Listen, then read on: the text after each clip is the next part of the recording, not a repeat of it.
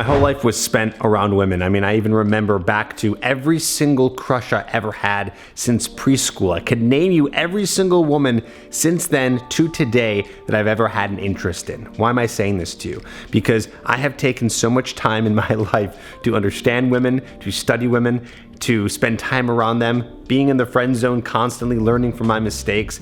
And as you do this and go through this process, you start to learn a lot about women, how they think, how they feel. But it's not just enough to talk to women. You can't get all the truths out of them. So you have to study. You have to go into scientific studies.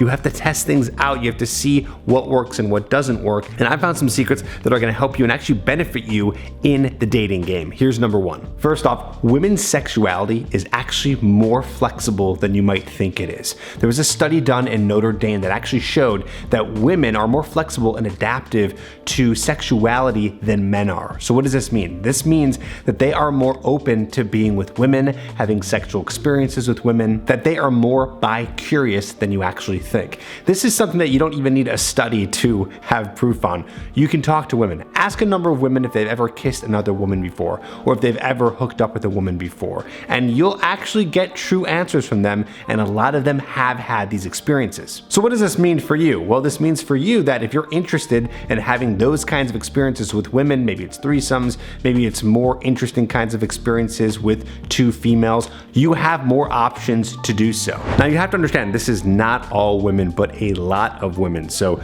don't take this to heart where every single woman wants to do something like this. Now next, let's go back to women being with men. Women have a good way of being able to communicate to other women if they find a bad guy, a creepy guy, a guy that they don't like at all. I don't mean someone they're just not attracted to. Of course, they tell their friends about that, but they tell their friends, and they even tell in secret communities about men that are harmful, bad, creepy, etc. In fact, there are Facebook groups that are completely dedicated to this, even ones in different cities. I do realize this is not the biggest secret in the world. There are a lot of guys who already know about this. Maybe you do, maybe you've been part of this. So how can you make sure to avoid these at all cost? Don't worry, okay? Women are not going to be that sensitive, but you have to make sure that when you're with a woman, you are treating her with obvious respect and not being too pushy. I don't have that worry for you, viewer who watches this channel.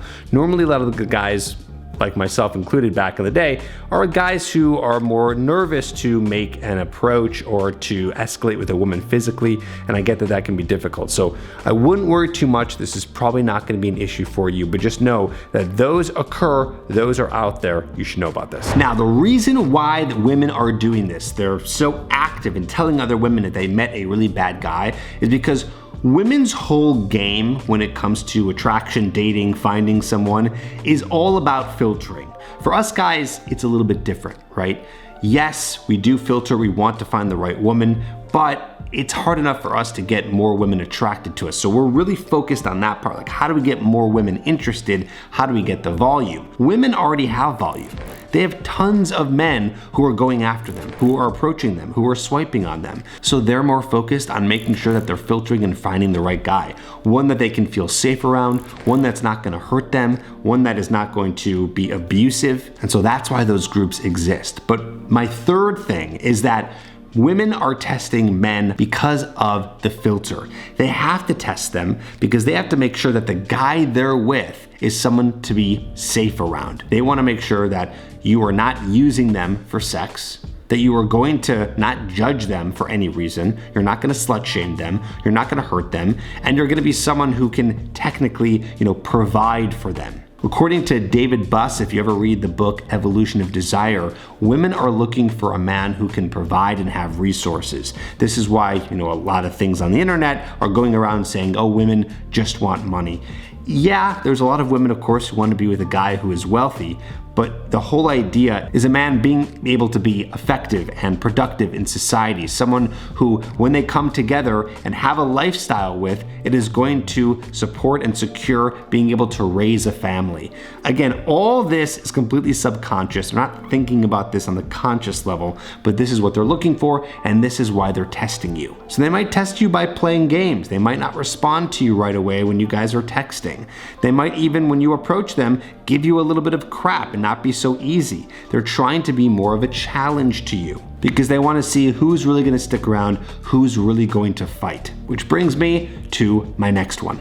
Now, speaking of challenges, the next secret is that the reason why they like a bad boy is because he is a challenge. And most men don't understand this, they don't know this. In fact, it took me years, funny enough, to figure it out. But let me just tell you that the reason why women are attracted to a guy who's a badass, or maybe they read some of that lit erotica where the guy is always a bad boy, it's always because they are trying to find a guy that they can lock down, that they can actually win over. Now, why is this so important in terms of the mating game for women? That's because women are looking for men who are typically more high status, right? They want a guy who's more high status than them, and they know that if they find that person, that man is going to be desired, which means that they will have to win him over. There's going to be some sort of game in there where she has to win him over because he has more options. Again, this is all circular, and because he has more options, that means he is a high value guy, and that's who they are looking for. Are you seeing and understanding how this is all working together? This is a signal sent to her brain when a guy is more of a challenge, he's actually more attractive. And this is why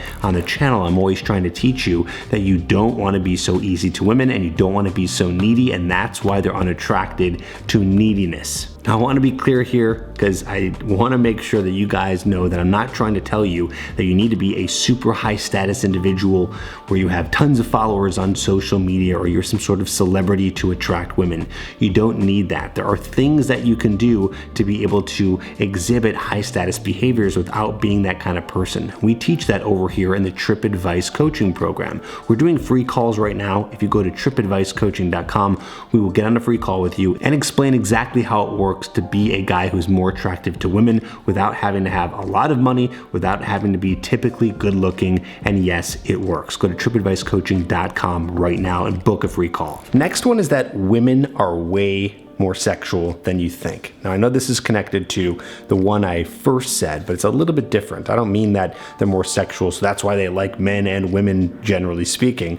Well, what I mean is people tend to think women are not as sexual as men because they're the gatekeepers of sex. If you've ever heard that before, that women are the gatekeepers of sex and men are the gatekeepers of marriage, which that is true, but that also creates this false narrative that women just don't want to have sex. They're not that interested in it. They're not that freaky. I don't know, maybe this is not a secret anymore, maybe because social media and we see so many women on OnlyFans and selling their bodies and putting out thirst trap videos and photos that maybe you are like, yeah, Trip, duh, I've heard this before, this is nothing new. But still, I think there's a lot of men out there who don't really realize how women view sex just because they're always the ones who are the gatekeepers.